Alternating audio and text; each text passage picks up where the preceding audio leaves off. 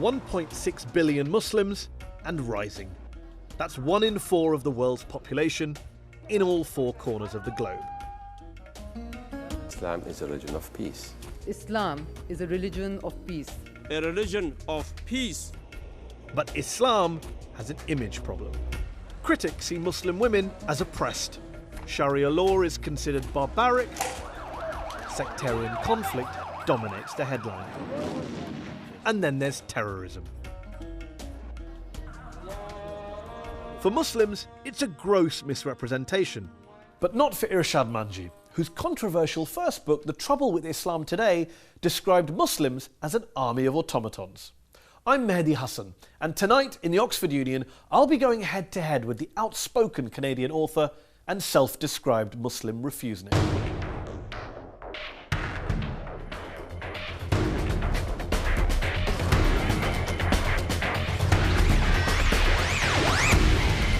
Ladies and gentlemen, Irshad Manji.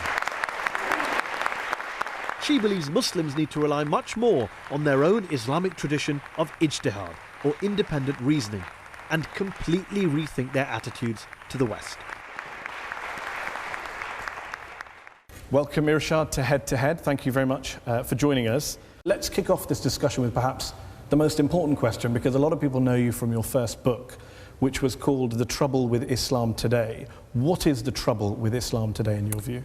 In a word, Muslims. We are the trouble with Islam today. We have allowed tribal culture to colonize the faith of Islam. But the good news in saying this is that we are also the source of reform, meaning that we can literally draw inspiration from our own scripture, from the Quran, in order to reform our hearts, our spirits, and our beings.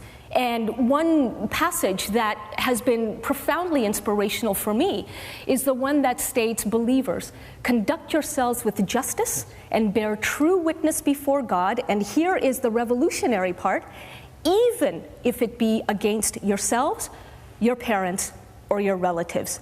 This is a call for moral courage. This is a call to stand up when others want you to sit down. And it is part of what makes Islam as a faith revolutionary in the 21st century, not just in the 7th. It's fascinating to hear you say this, because a lot of your critics, and you have a fair few critics, especially within the Muslim community, their objection to you over the years, my understanding is, that you say there's a problem with Islam, and a lot of Muslims say, and I would count myself amongst them, who say there's a problem with Muslims, certainly with many Muslims, definitely need some form of reform, change, revolution, whatever you want to call it. But Islam is the religion. Don't bring Islam into it. Where do you stand on this? It is a problem with Muslims. However, Mehdi, let's ask ourselves, what is Islam? Islam isn't some theory. Islam is a way of life, and it is we Muslims who define what that way of life is. And so if we are stopping one another from expressing our diversity, then the message we are sending to each other, not just to the rest of the world, to one another, is that this is Islam.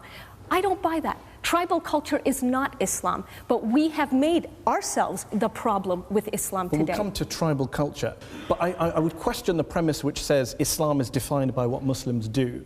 Because if that's the basis, then what is the point of a holy book? What is the point of a holy prophet? What is the point of scripture, revelation? To guide. But they're not the defining features of a religion. It's the tenets the behavior. Of the faith, it's the behavior of Muslims that defines in every generation what Islam is.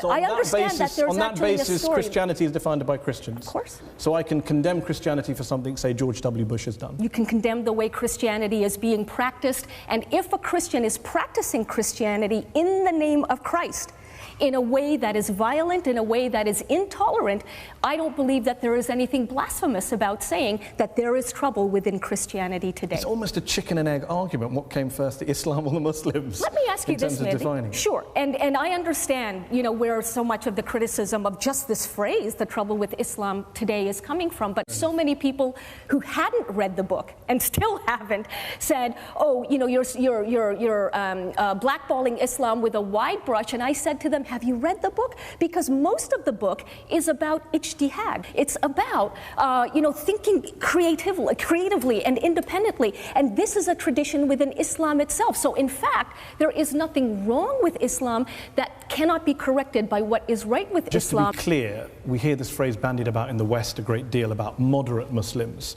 You're not a fan of moderate Muslims. You think moderate Muslims, quote, are part of the problem, not the solution. Correct. Basically, I make the case for being a reformist Muslim, not just a moderate one. And here's why. Moderate Muslims do denounce violence that is committed in the name of Islam, very much so, but they deny that religion plays any role in that violence. The very first thing you will hear from the mouth of a moderate, typically after an act of violence committed in the name of Islam, is, please don't misunderstand, Islam has nothing to do with this. But that's not true, because those who are committing the violence cite Islam as their inspiration. What reformist Muslims do, let me finish. To define the religion. What reformist Muslims do is that we acknowledge there is violence, but we also say that the way in which some people are using our religion is that they are inspired by religion to commit that violence. In other words, when moderate Muslims say that Islam has nothing to do with this, they are the ones, in my humble view, who are ceding the ground, who are handing over the ground of theological interpretation to those who already have malignant intentions. But we have to acknowledge that there are verses that terrorists are using and that they should not have the last word. You can't do that if you're going to say Islam has nothing to do with this violence. But why not, you say the last word, many Muslims would say, why not go back to the first word? Why a reinterpretation when there is already a massive body of scholarship, classical scholarship, which says you do not kill civilians, you do not launch preemptive surprise attacks on innocent targets. So why get into this reinterpretation debate with people who don't really deserve to be debated with, because they are criminals, they are mass murderers, who are using the Quran as cover for their crime? When I talk about reinterpretation, I am indeed talking about taking away these malignant interpretations from terrorists. And so what many Muslims, and not just non-Muslims, will know about Islam is what makes the headlines today. That is why I use the word reinterpret, because already power is being given through our passivity, through our silence, relative silence. Already power is being given to terrorists to define Islam. You say silence and passivity. I mean, I heard that in 2001. I remember after the September 11th attacks, people said, where are the Muslims? Even though lots of Muslim scholars around the world came out and condemned the 9/11 attacks quite quickly. Not quickly. No, not quickly. They had to be pressured into doing so. I think you'll find, for example, Sheikh Fadlullah, who is condemned as a Hezbollah cleric, and we can have a debate, who died recently, he condemned the 9/11 attacks within 24 hours. Most clerics For 10 years, I've been hearing Muslims condemn 9/11, condemn 7/7, and do so on the basis of the Quran. And yet you come here and you say that they're silent and they're passive, and I worry that you're playing into all sorts of stereotypes about Muslims that already exist. You know, I tell you what plays into stereotypes. What plays into stereotypes is the relative silence and defensiveness of Muslims who say, Irshad, you're empowering Islamophobes. When Muslims become defensive about this, what the message that they're sending to actual Islamophobes is, we have something to hide. Because now we're just getting angry and emotional over an argument like hers, rather than calmly debating it. If I say to you calmly that the Quran condemns violence against civilians, the Quran does not justify Al-Qaeda attacks on the Twin Towers, is that defensive? Is that passive? Is that silent? No, of course not. But the point is that there were Muslim scholars in Britain coming out in 2001 saying this is against the Quran condemns these things. But these are the same kinds of people who have said things like Islam and the Quran in particular is just unequivocal, that if you kill a human being, it is like killing all of mankind. Not true. Actually, the verse itself, chapter 5, verse 32 reads, if you kill a human being, it is like killing all of mankind, unless you are killing that human being as punishment for violence or murder or other villainy in the land, okay? So I'm saying that moderate Muslims cannot simply sanitize what does exist in the Quran. We need to get real, we need to get honest, and we need to offer bold and competing reinterpretations of what is actually in the Quran, rather than putting periods and other punctuation marks that don't exist. Okay, well, let me bring in Sheikh Ibrahim Moghreh, as Assistant Secretary General of the Muslim Council of Britain. He's an imam at several mosques in Leicester. You heard the verse she cited. Is the Quran, are Muslims behaving defensively about such verses? Are they hiding behind punctuation in your view? Well, I feel that Irshad's also being very selective and putting the punctuation marks where they're not necessary. The verse of the Quran certainly talks about the sanctity of human life and the need for the preservation of human life and how wrong it is to take human lives. And when you extend your argument to say that it talks about except in response to violence or murder, but it is not for lay Muslims, people on the street, to take the law into their own hands. And when you say that we have not engaged with you for 10 years, I'd rather that you would have approached the scholars instead of sitting down to write a book and say, guys, this is what we want to talk about. Sir, with all due respect, you guys, as you put it, have not actually engaged with people like me. In fact, I've received a number of invitations from ordinary Muslims who are part of congregations all over the world who are excited about these arguments. But in every single case, no exaggeration, in every single case, they have written back to me to say, actually, I'm sorry, Irshad, the board has decided that they're not ready and the congregation is not ready to hear these arguments. You seem to be suggesting that this is the best thing since sliced bread, right? We are always willing to engage. And when you talk about the lack of condemnation of terrorism, the Muslim Council of Britain, without any prompting from anywhere, were one of the first to condemn it. Just because you have not heard of that doesn't mean it's not happening. Before I bring in Irshad to respond, Dr. Khaled Diab is a Syrian writer, broadcaster, filmmaker. You're shaking your head as Sheikh Ibrahim is speaking. First, I want to say that I do agree with Irshad that the problem is not with Islam as a religion as much the problem with us, the Muslims. If we go back to what happened September 11 or July 7 in London, those people who did that, they believe they were performing an act of jihad, not an act of terrorism. And if you look to most of the videos which has been sent by those terrorists, they were doing that in the name of Allah and in the name of Islam. Miriam Francois Sarai is also here. She is a journalist, a broadcaster, an academic. What do you make of what Dr. Khaled Diab has been saying? I think part of the problem is that they are going back to those verses. I've just been teaching a course on religious extremism, and the extremists are, generally speaking, politicized individuals who are operating in a framework where the dominant lexicon is Islam. That is the idiom of the society in which they operate.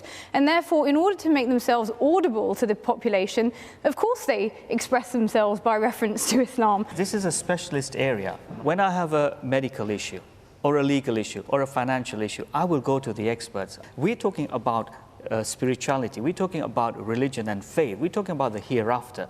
And I wouldn't want to allow lay people to start reinterpreting. You're dissing the experts. You're doing DIY Islam. No, spirituality. Spirituality. Don't misunderstand me. I do very much understand, and I've heard it over and over and over again. And I remember in Indonesia when this point was made to me, and a scholar, certified scholar, sitting right next to me, said to the person making your point, sir, he said, if you're going to go as far as to compare spirituality to medicine or accounting, well, in medicine, there is a principle called first do no harm.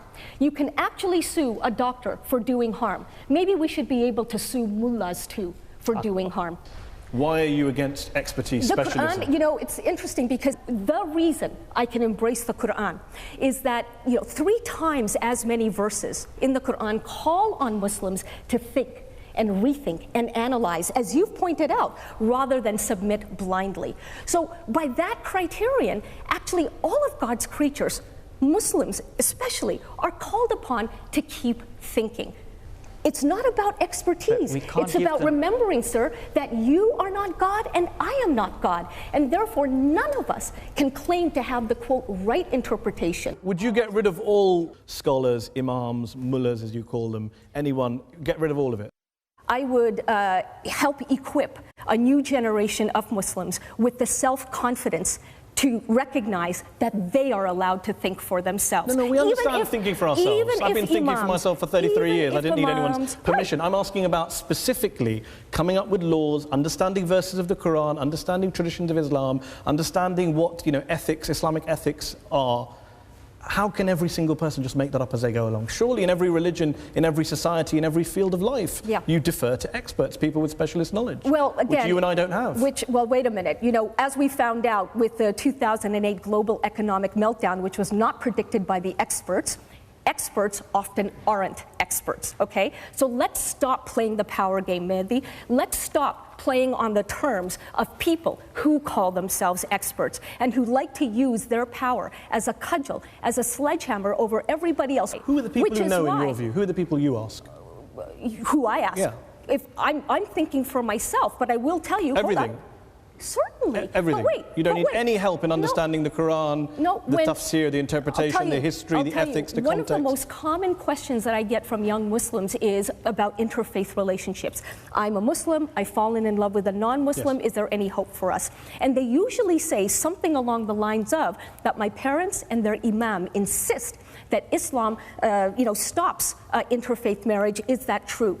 Rather than me giving them my personal interpretation, what I've come to realize is that they're actually not asking about themselves, they're asking about their parents. They need an argument that will convince their parents that love is borderless. What my worry is, if you buy this argument that the mullahs are all bad, everyone thinks for themselves. All bad. Come on. A lot of them are bad. Hyping that. A lot of them are bad. Don't be a typical journalist. A lot of them are bad. Don't do that. A lot of them are bad. I read 2 of your books. They didn't come out very well. Don't polarize. A lot of them are bad. We think for ourselves. We don't allow them to monopolize power, end the power game, etc. My worry is, if I'm in Al-Qaeda, that's very appealing. I don't need to worry about classical law, scholarship. I just make up my own religion. I give a fatwa saying, kill the Jews. And they do. And they do. That's exactly what they are doing. And aren't you validating them? Because you're saying from a liberal perspective, we make it up as we go along. And they, from an extremist perspective, say, let's make it up as we go along. You're almost empowering the very people you claim to be fighting with. You know, that's a very... I think that's an excellent point. I've heard it before, and I've said it before. That's an excellent point. Good in theory, wonderful in theory.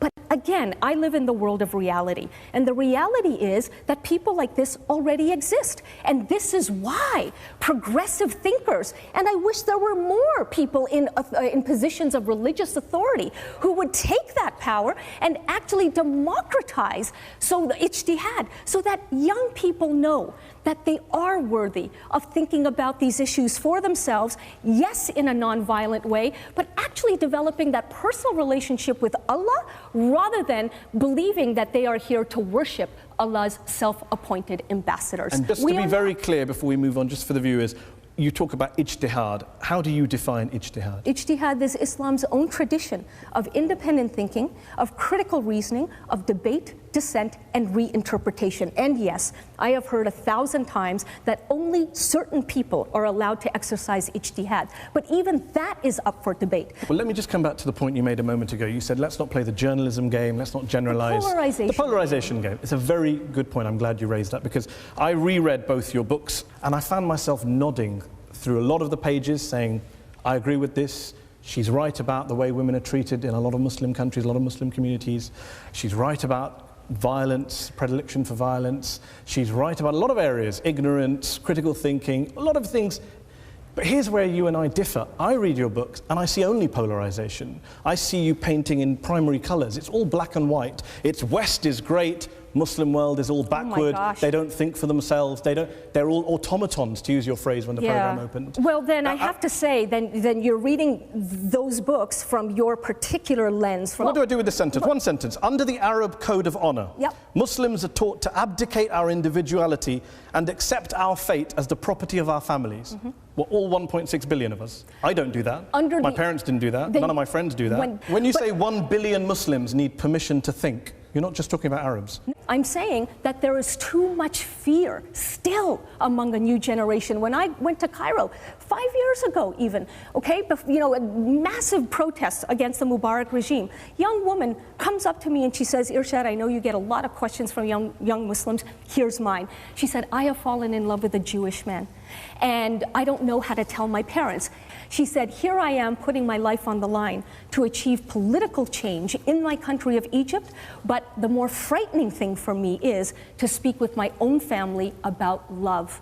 Frightening thing. Why not say, some women in Egypt need the permission to think freely. Why say 1 billion Muslims? Why feed into the Islamophobes you mentioned earlier by implying that 1 billion Muslims do not think for themselves? Again, when you read my point in its context, you understand that I am giving shades of gray and nuance, but of course, like any person who's making a particular argument, you make particular statements in order to drive the point home. But if you're trying to win over Muslims and reform the community, when you say things like, we have to own up to, quote, Muslim complicity in the Holocaust. Yes.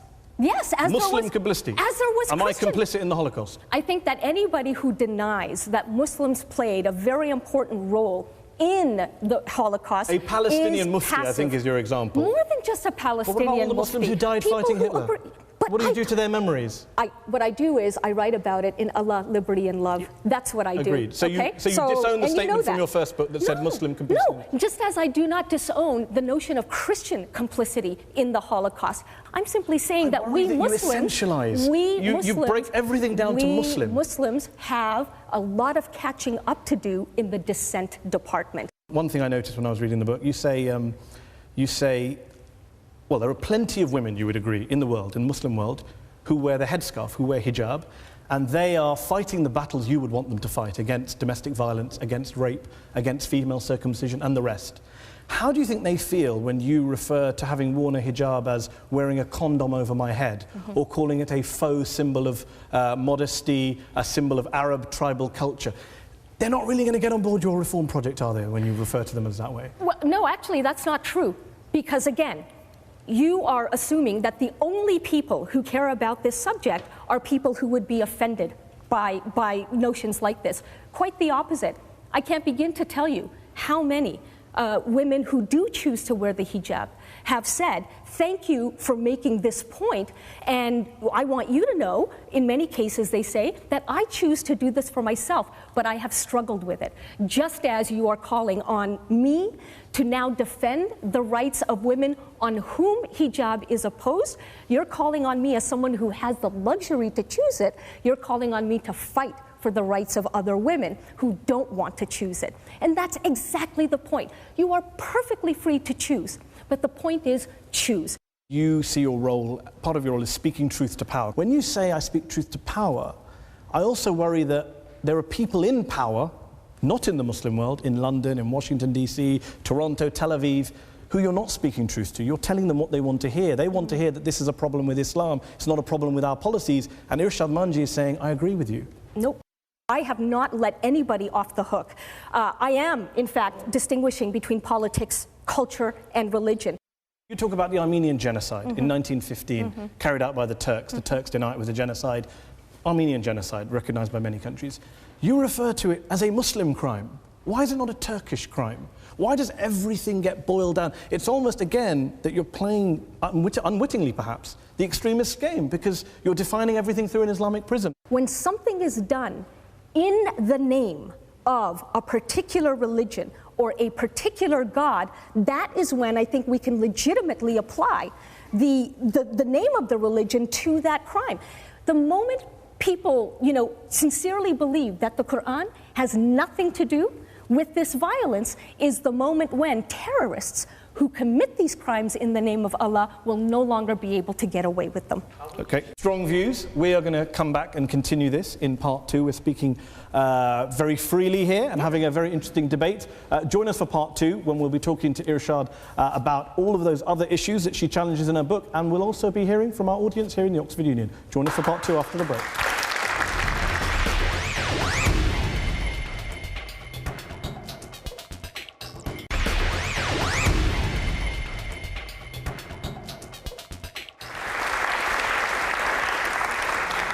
Welcome back to part 2 of Head to Head. We are talking with Irshad Manji, author of Trouble with Islam Today and Allah, Liberty and Love. Irshad, we've been talking about whether Islam needs reform, what role the Quran plays in violence, the hijab. I want to talk about where this all comes from, in a sense, if we take a step back, dare I say, because both of your books are quite autobiographical in a way, and you talk about your childhood a great deal. How much of your crusade, if I can call it a loaded word, a reform project. That's not fair. A reform project. How much of a reform project is to do with your childhood and your upbringing and your background, because you write very movingly in your first book about how your father beat you, chased you around with a knife at one stage. You talk about your madrasa teacher in school being very stern, austere, anti-Semitic, not wanting you to ask questions. I'm wondering whether that's where this impetus came from, to question, to demand reform, etc. And I'm also wondering whether you've extrapolated from your childhood experiences and made perhaps universal or global conclusions on the basis of what happened to you. First of all, I don't think that that's what I'm doing, but I'm fallible and acknowledge that perhaps subconsciously that's where it's all coming from. I will say, however, that we've just finished talking about a number of human rights abuses that are committed in the name of religion. Now, with or without my childhood, those things would still be committed. So, of course, I'm not using my childhood as the impetus for some, universalizing. But my childhood, as anybody's childhood, will influence how you think, whether you think, and whether you give yourself the permission to think. And so, for example, that episode of my father chasing me through the house with a knife in his hand, incidentally, my father was nominal as a Muslim. He didn't really practice, and I knew that from the get-go. But that one night, I flew out of my bedroom window and crawled up to the very top of the roof, and as I surveyed the neighborhood, I remember making a pact with myself and with Allah that I'm going to use education, not just for my own liberation, but also for the betterment of whoever else is around me. This is a young woman's journey to reconcile her faith with the freedom that she has been given in a part of the world in which her own parents did not grow up. And one could say that this is the kind of journey that a whole generation of Muslims is also undergoing right now. Do you believe that your experiences, say for example in a madrasa where you weren't taught about other faiths, you were taught a lot of hateful things, a lot of ignorant things, I get the sense that you think that's a common experience to many other Muslims and many madrasas? No, and I've not said that, and I wouldn't say that, because how would I know? But certainly I use not just the experience of what happened within the madrasa, but also, Mehdi, remember, when I talk about being kicked out of the madrasa for asking too many questions, I also make the point that I did not leave the faith. Why? Because even at that age of 14, I realized that maybe this is just an individual, this teacher of mine, who is telling me the wrong things about Islam, and so I need to figure this out for myself. Those Muslims who didn't go through that journey, who didn't have those experiences, do you understand why they perhaps, when they read your book and the chapter says, thank God for the West, we owe the West our ability to critically think and question, they don't agree with you? They think, well, I didn't have that experience. I don't write that we owe the West our ability to think critically, not at all. In fact, a huge part of my argument is that, again, Islam has its own tradition of critical thinking, and that there is nothing except for petty politics that should stop us from rediscovering that tradition in the 21st century. The refusnik line, the kind of outsider, the critical thinker, do you think that mantle came to you partly because you're a gay Muslim in a faith where gay Muslims have their human rights abused in a lot of Muslim majority societies? Maybe, but the reality is that I didn't know this about myself when I was a kid, never even thought about it. So I personally don't think that if I was, if I was straight, I would like to believe that I would be arguing exactly what I'm arguing now. But only Allah knows. I just want to bring in Sheikh Ibrahim Moghreh, still here, who is an imam in several mosques. When you hear about Irshad's journey, what do you say to those people who do say, Muslims and non-Muslims, that mosques are places where, not just Irshad's mosque, but other mosques are places in the West, there is this accusation where children are being indoctrinated, brainwashed, being taught all sorts of reactionary things? I pity the teacher who threw you out for asking too many questions. One of the key reasons what makes me go to madrasa to teach every single day is looking forward to the kids asking those questions. You are shaking your head once more. Yeah. I was brought up in Middle East as a child in North Africa, in Syria, and in several places in the Middle East. And the Islam which I was taught, it was very strong and brutal Islam, where you as a woman should not do many things because you are a woman, because you are an inferior creature to man. You can't ride bike because you are a woman. You can't walk in the street on your own because you are a woman. Islam, which I knew when I lived in the Middle East. And actually my journey from Middle East to the West, at certain point I was thinking of Islam as a very, very brutal religion to women. However, when I came to the West, I had an opportunity to really discover my faith and really to reconcile with my faith, because I will tell you, we have ability here as women to debate with the scholars like Sheikh Ibrahim Mogra and other scholars. We are allowed to go to the mosque, we are allowed to talk about Islam, and also we learn about democracy and freedom of speech. We're talking about embracing Irshad and not being harsh. I read through your book and I see that time and again, you know, you and I would argue, both hate the violent extremists in our religion. We hate the people who were treating Dr. Hala Diab badly. We both agree on that. We don't like what they do. We don't know what they stand for.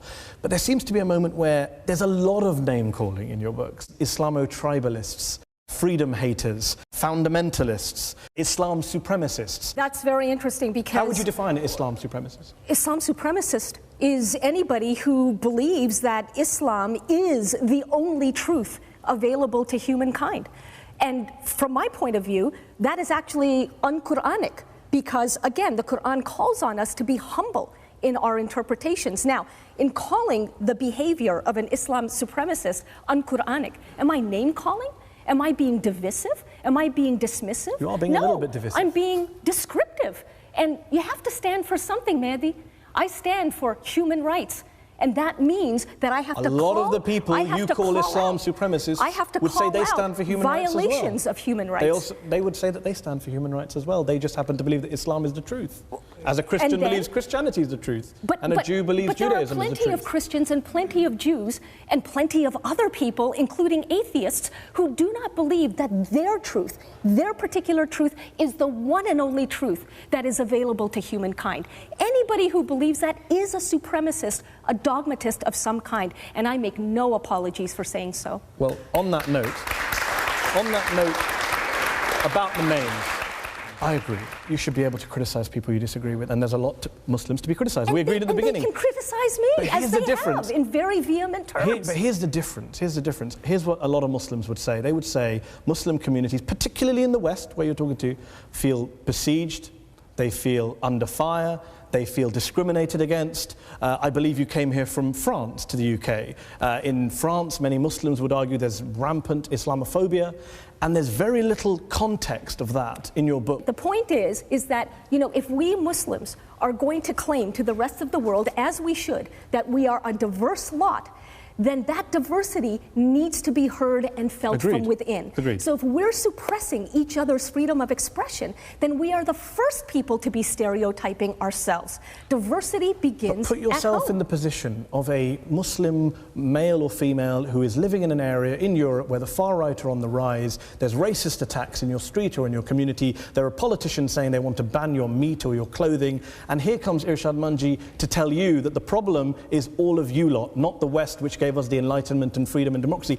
and doesn't engage with the far right and the discrimination. Again, if we're going to become ultra-defensive about the need for critical thinking in our faith, then the message that we convey to the very people whom you say are Islamophobes is that we have something to hide. And that's why we get angry, and that's why we, you know, hurl fatwas at one another, and that's why we get emotional about arguments like mine and Dr. Diab's. Last year I wrote an article in a British newspaper about how Muslims should take the Holocaust much more seriously. In my experience, there's far too much Holocaust denial in the Muslim communities I move in here in the UK, and Muslim groups have not joined in Holocaust Memorial Day celebrations in the past.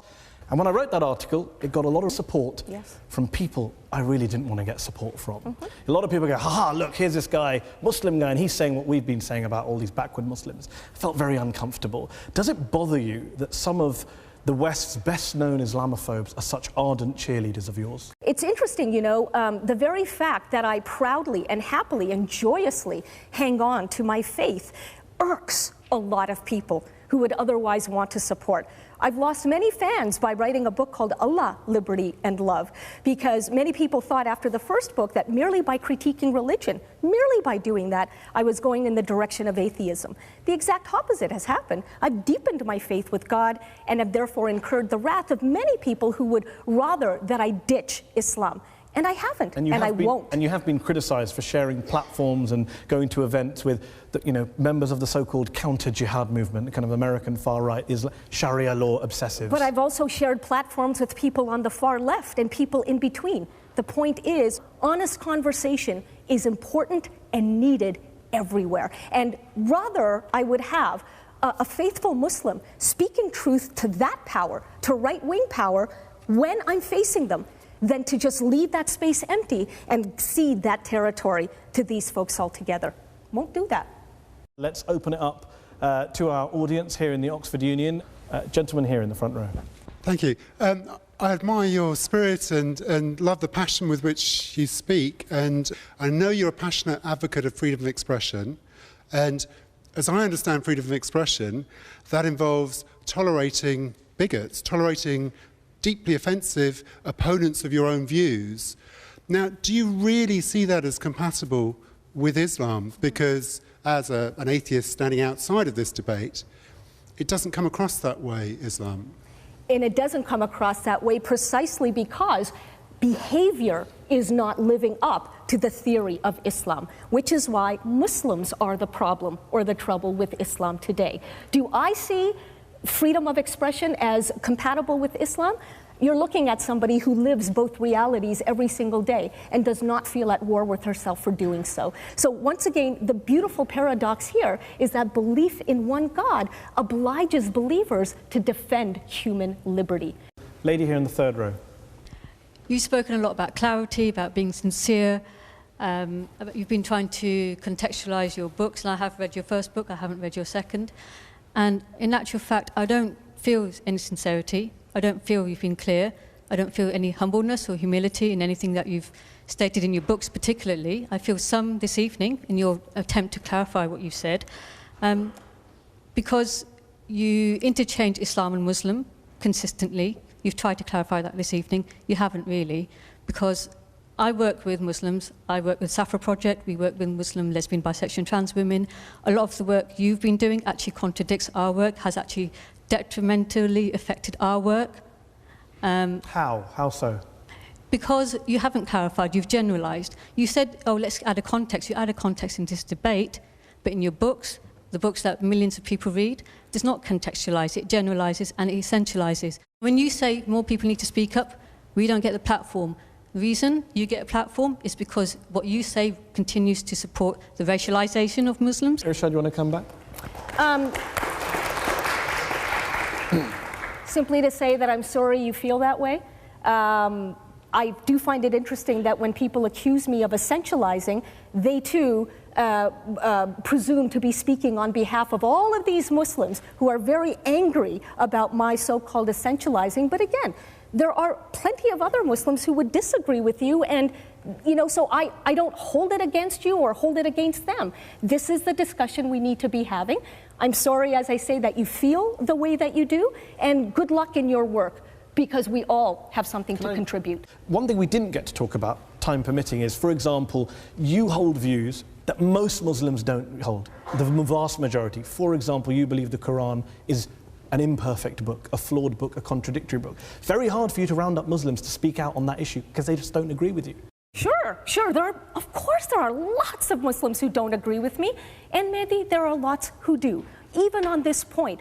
But surely you would acknowledge that... You think there's a big contingent of Muslims who agree with you on the field? Surely you would acknowledge that it is far less frightening to speak up in support of the perfect Quran than it is to speak up about contradictions within the Quran. That wasn't my point. My point was that... No, but that is the point. That is the point. My point is on violence, lots of Muslims agree with you. On the Quran, most don't. Therefore, it's very hard for them to come and share a platform with you when they... How can you say that most don't when we don't have a world in which it is safe for people to speak up about their real view of the Quran, Muslims included, or Muslims especially? How can you say that most don't? To the gentleman there, right there, yes, you who was at the back, who's been waiting there.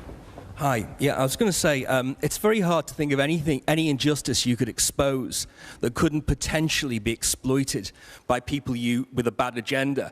To take an example, like, say you talk about American atrocities in Iraq. I mean, Bradley Manning leaked, film of Americans shooting civilians in Iraq. Now, potentially some jihadist could use that as propaganda. Is that an argument that you shouldn't expose that?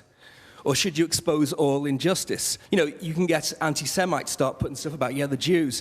If I put something criticising Islamism, I get people who hate Muslims agreeing with me. Right.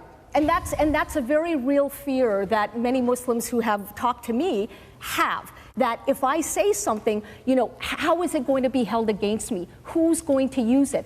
But that becomes a self-imposed censorship in that case. If we want the world to see us as the diverse community that we are, then we have to give ourselves the permission to be diverse. And that means lifting the lid on our own censorship. But why not also, and this is to come back to the gentleman's question, so for example, Ziauddin Sardar is someone you quote in one of your books. He would call himself, I don't know if he called himself a reformist scholar, but he attacks Islam, Muslims, Islamic interpretation. Islam? Well, no, he doesn't. He is very critical. I'm a great admirer of his work, but he's also written a book attacking US foreign policy. Do you think you would have a little bit more credibility in the Muslim community if you did that too? If you said, okay, I'm going to attack Muslim extremists, but I'm also going to attack the neoconservatives who want to start wars in the Middle East or whatever it is? Yeah. Would that give you more credibility, do you think? Probably, and strategically, but again, I'm not... Well, it fair, honest to God, well. But wait a minute. Once speaking truth to power, speak truth to all power. Maybe, sure. And here's the reality. There are so many people who are speaking truth to neoconservative power, and rightly so. The world doesn't need me to be doing that. My question is, what can I contribute to the wider discussion about justice? So just like I'm not going to write a book about the trouble within Christianity simply because there are plenty of people who are already doing that. Same thing in this case. Let's take another question from the audience. Is that lady here on the end of the front row? Yeah, I'm interested in just following this up about change on the ground, particularly in respect of the polemics and women's rights, for example, minority rights, which are very sensitive. And there are people at the grassroots trying to change debate, trying to influence actual people's lives, when the polemics and the kind of elite debates that perhaps we're all having can actually shut down debate. How do you envisage bridging this and moving forward? By encouraging honesty. And that's really very key, because even grassroots activists will tell you that there's censorship within, that there are abuses of power within, and because there are ideologies, correct ideologies, that must be supported in the name of any particular cause, you wind up actually having very little honesty in some cases. So my unique, self-chosen, but personal goal is to help people of different backgrounds actually engage with one another in ways that answer the following question: what can I learn about you that I didn't already know? Gentleman here in the second row on the end with his hand up. You talked about having friends or rather sharing platforms with people and having honest relationships. And I wonder to what extent you have honest, open friendships with traditional Muslim scholars who are representing their traditions, which go back generations, and are voices of moderation, because you seem to be undermining them as opposed to empowering the very people who are doing all the hard work on the ground. Right. Well, I can only tell you that now more and more traditional scholars are willing to engage. In the past, they haven't been. And not because they're bad people, not at all, but because they too have feared the stigma of in any way sharing a platform with Irshad Manji. I think people are getting rather fed up with that. They're getting tired of courting the approval of, some spokesperson. So once again, signals of hope, signs of hope. This lady here. I think what sort of can become an issue here is that we have this idea that there's this monolith of Islamic expression and that everyone is backwards and everyone has some very archaic ideas. And I think it's a shame if we are tarring the whole of the Muslim community in the West, in the East, with this one brush. And I think sometimes you can play into that. You're tarring everyone with the same brush in that sense. I'll be more careful going forward. Gentleman there. I agree with you, there's a fragmentation of religious authority in the world today. But if Islam is what Muslims do, and how Muslims live, and the context in which they live, why keep going back to the religion and to the Quran? I mean, do you think that if we edited out all the verses in the Quran which are violent or patriarchal, that there wouldn't be militancy in the Middle East or that domestic violence would end. I mean, don't you think Islam isn't the problem and it isn't the solution? That's what Islamists say. Islam is, in the end, a distraction if you're talking about the politics of the Muslim world today. I don't think it is a distraction. And you know, going back to Mehdi's point about trying to win hearts and minds, I mean, I remain a Muslim for a very sincere reason, because I love Allah. End of story. The reality, though, is that when you come from within the fold, you know, you can say to fellow Muslims that, look, the Quran itself, we can draw inspiration from it. People need to hear that there are these verses in the Quran, and it is shocking, and I would say very, very sad, that more madrasas are not teaching these aspirational verses to their children in order to have them really understand that as children of God, not slaves of God, as children of God, they have the capacity to make a difference within their faith. Irshad, you say you stayed a Muslim. You say I remain a Muslim sincerely. Yeah. How would you define that? How would you define it? As Just believing in just, God? But would that not just make, how is that different to a theist who believes in God without believing in the Quran, the Prophet? Maybe it's not. And therein again is, you know, one of the things that we have to think about. Why do we need to be so different or so special from other people who believe in one God? So believing in the prophethood of Muhammad, which is one of the conventional beliefs, you don't think is a criteria for being a Muslim? You don't have to believe in the prophethood? I believe in the prophethood of Muhammad. If you believe that's a I criteria. do believe in the prophet. But is that should that be a criteria for being a Muslim as it conventionally is? I don't think so, because what has happened is that in making that one of the criterion, we have inadvertently, as Muslims, many of us, and I would argue most of us, have put Prophet Muhammad on a pedestal, when he himself reportedly said, I'm just a human being who's been given this special mission from God, but I am a fallible human being. And so I believe that going back to the Quran, rather than also supplementing it with hadiths and you know, the traditions of the Prophet, the Quran itself contains the raw materials for the diversity of thought that we are capable of. We don't need to go any further. Gentleman with the white cap there, So I just want to ask, is there any basis for just punishment in war in Islam, bearing in mind the Prophet and his companions performed both? And is there any practice in Islam which is not open to choice? The central tenet of Islam is belief in one universal God. The central sin in Islam, therefore, in my view, is playing God with one another. And beyond that, this is your relationship with your Creator. Do not impose on other people. Do not intimidate other people. Understand that you will have the conversation you need to have on the Day of Judgment with your Creator. And why does it need to be more complicated than that? If you keep it that simple, then I think that part of the contribution one would be making is liberating spirituality from the cage of organized religion. That's it. Khalas. That's it. Khalas is a nice line that I'm going to steal. Thank you very much for coming here to address this audience. Thank you for you all in the Oxford Union for coming here today. And thanks to you all for watching at home. We will be back for another head-to-head next week.